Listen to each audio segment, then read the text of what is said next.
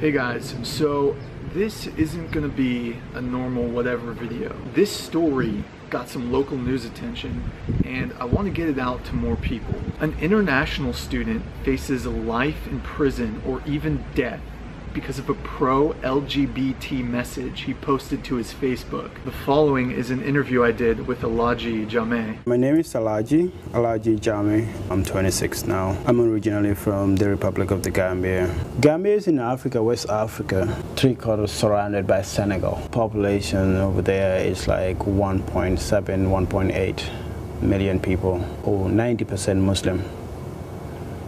So we have another 7% Christians and then other religions. President Jammeh took over power through a military coup in July 1994. You're related to him in some way? Yeah, it's kind of a distant uncle. I have been in America since 2011 and I transferred to UCSB in 2014. I have a friend who invited me to a gay parade in San Francisco, but I couldn't make it. But to kind of show support to my friends, I decided maybe I would just put a post on Facebook. No one should be denied of their fundamental basic human right because of their sexuality. Immediately I posted that post, I had a call from a friend back in the Gambia. It's like, what are you doing? The post you did on Facebook. You know, everybody in the Gambia is against gay marriage or gay rights. You're violating the rules of the Gambia and then the culture and religion. If the president sees this post, because he's funding your school in the United States, he's going to terminate your funding. 3 weeks later, I got a warning message for my class is going to be dropped. Why my funding not coming? My house, my room, my rent was due 2 months. I owe my landlord a lot of money. And then he kicked me out in December. You were evicted? Yeah, I was evicted. You were on a full scholarship? Yeah, that includes my housing, my food and everything included in that scholarship. So it's really expensive. It's like $42,000. It's equivalent to like $1.3 million. Gambian money. That's a whole lot of money. It's like build your whole house and give you everything, settle you for life. For him to do that for me, I was really, really grateful. And they cut everything. I thought about that too. I'm like, I can lose entirely almost everything that I hold dear. It's going to be bad. It was unbelievable that someone will lose everything just because he said something that he believed in. I contacted Gambia again and tell them, hey, this is really serious because I am now homeless. And then my classes will be dropped anytime from now. What is going on? I got no reply back from them. I contacted them. I got no one is answering my calls. How long were you homeless? For about 4 months. 4 or 5 months. I was just, I go to school. I come to school early in the morning, just go to the rec center, text out, and then just get in my clothes and then go to class. And I would stay in the library almost the whole night. You were living out of your car for a good period of that time, right? Yeah. Mm-hmm. A Honda Accord. Honda Accord, okay. Yeah. That's not a big car either, is it? Tiny car. It's a tiny car, yeah. Yeah. All I was doing is, where am I going to sleep tomorrow? What am I going to eat for breakfast? What am I going to do when I get kicked out of school? I occupied myself with those thoughts. I did everything I could. No one was talking to me. I decided to talk to one of the intelligence officers back in Banjul. He told me the Facebook post you did is in our office right now for investigation. Who told me clearly that your issue is on the table, and anytime you step in the Gambia, it's going to be the end of the story for you. And at the end of the day, I'm going to be sent to jail. You don't go to America under the scholarship of the president to say stuff that contradict what the president says. What the president of the Gambia says about gay people is like, if you're gay and you come to Gambia, I'm going to behead you. It's going to be a beheading. Could you possibly face a life sentence? Possibly, yeah. Just for believing, or just for saying what I said. I could go to prison. I wouldn't have a fair trial. Maybe I wouldn't even go on trial. I would just be sent to jail. You know, there is no trial for someone like me in the Gambia. I was just saying what I felt. It wasn't about me attacking the government. They wanted me to go to Gambia to kind of, you know, face the consequence of what I did.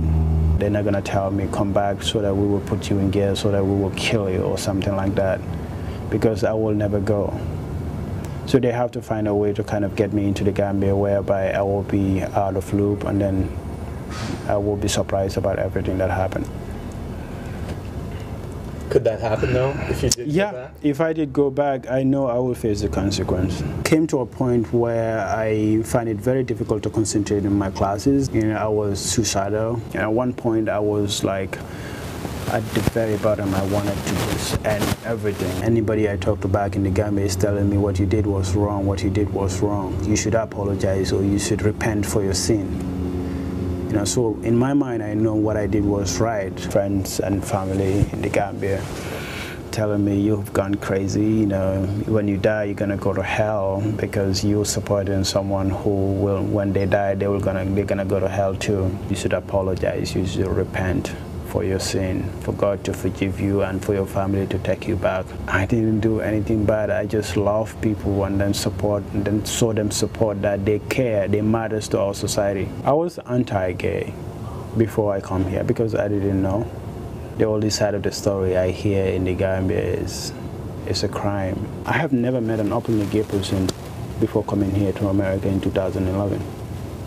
You know, so all I heard about is the stories about how terrible gay people are and how they're going to be born in hell in the day of judgment, and anybody who supports them is going to be born in hell like them. This has to stop, and I have to start reforming myself, have to start thinking for myself. 10 years from now or 20 years from now, who knows, maybe they will get it like I get it. Being gay is not wrong, it's who they are. Yeah, I did what I did because I am growing as an individual and as a person. You know, you don't force beliefs on people. That is not how you move forward. Have you been in contact with your family at all? Recently, no. When your family really cares about you and love you, no matter how difficult the situation might be, they will come back. My family is going to come back. Anyone who cares for me will eventually come back to me. If you're going to love me or if you're going to walk with me, you're going to walk with me with my beliefs, because I'm not going to change my belief for anybody. I talked to my lawyer about this whole thing. It's like, you know, I could file an asylum for you. You know, when you get that, you could be a permanent resident. The waiting period takes like 2 years for them to call you for an interview. And that doesn't mean they will give it to you. What I want is most is just to go to school, be a normal student. As a child, I dream of becoming a lawyer, working for these underprivileged people, giving them justice and everything. That has been my dream, and it will never change. Decided to create that GoFundMe thing, and the support I get from people has been amazing. And you've raised over 14,000, right? 14,000, yeah. What's, I guess, the number one thing you miss about Gambia? Is like their favorite ice cream shop? Or like, would you like to go back to Gambia? I love my country. I don't think there is anything I love more than Gambia. I would love to go back and then contribute to the development of the Gambia. It's a developing country. Would you take back the post? If I could go back to... No, I'm never going to take back that post. That's never going to happen. The best way to kind of go out of this whole thing is to kind of apologize. I'm not apologizing for supporting people. Maybe they should apologize for discriminating or hating people. I'm not gonna apologize. Thank you for watching. Please consider supporting Alaji. He set up a crowdfunding page if you want to help out. He's already raised over $17,000. I've donated $1,000. Anything helps. Thanks again for watching. How are you? You gotta be kidding me. No, no. Wait a minute. $3,000 in tens.